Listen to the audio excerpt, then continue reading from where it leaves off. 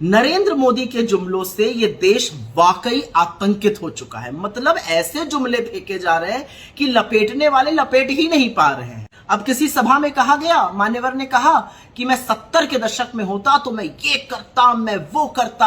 अरे आप 70 के दशक में नहीं थे, और अच्छा ही हुआ आप नहीं थे, क्योंकि 70 के दशक में इंदिरा जी थी, जिन्होंने दुनिया की आंख में आंख डाल के पाकिस्तान के 2 टुकड़े किए, बांग्लादेश को जन्म दिया।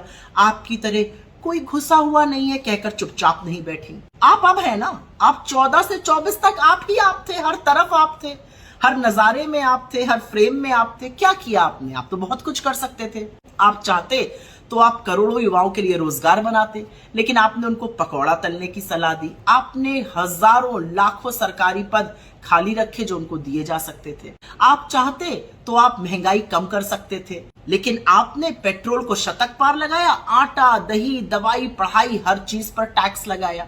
आप चाहते तो आप गरीबी को कम कर सकते थे, लेकिन आपने इस देश के गरीब को और गरीब बनाया और अमीर को और अमीर बनाया, और उस खाई को इतना बढ़ा दिया दोनों के बीच में कि देश के आपके जो अमीर मित्र हैं वो 1600 करोड़ रुपए कमा रहे हैं दिन का, और गरीब बेचारा 46 रुपए रोज पर गुजर बसर कर रहा है। आप चाहते तो आप मजदूरों के लिए बहुत कुछ कर सकते, लेकिन आपने तो लाखों मजदूरों को चिलचिलाती धूप में पैदल चलवा दिया।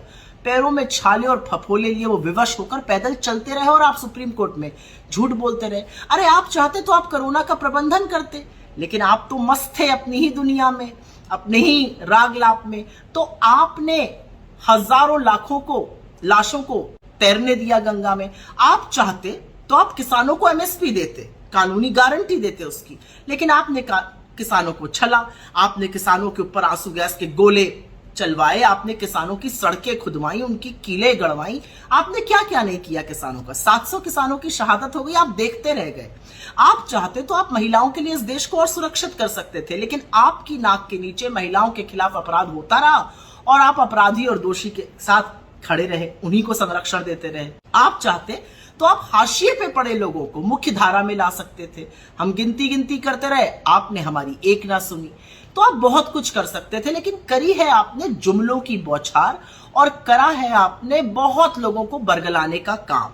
असलियत यह है कि 10 साल झुंझुना बजाया है आपने, लेकिन घबराइए नहीं, रिटायरमेंट का टाइम आ गया है। इंडिया की सरकार बनने वाली है। इंडिया की सरकार बनते ही 30 लाख सरकारी जो पद रिक्त पड़े उनको भरेगी, 1 लाख का स्टाइपेंड देगी 1 साल का। महिलाओं के खाते में खटाखट 1 लाख रुपए आने वाला है। किसानों को फटाफट एमएसपी की कानूनी गारंटी मिलेगी, उनका कर्जा माफ होगा, जीएसटी से उनकी खेती मुक्त होगी।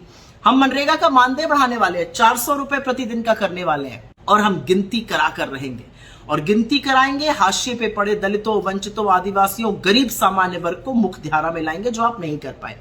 लेकिन कभी कभी सोचती हूँ आपने ऐसा क्यों नहीं किया। आपके पास तो प्रचंड बहुमत था, आप चाहते तो आप बहुत कुछ कर सकते थे, लेकिन अब समझ में आया आप तो बायोलॉजिकल ही नहीं है। ऐसे काम तो बायोलॉजिकल नेता करते हैं, तो आप कैसे करते?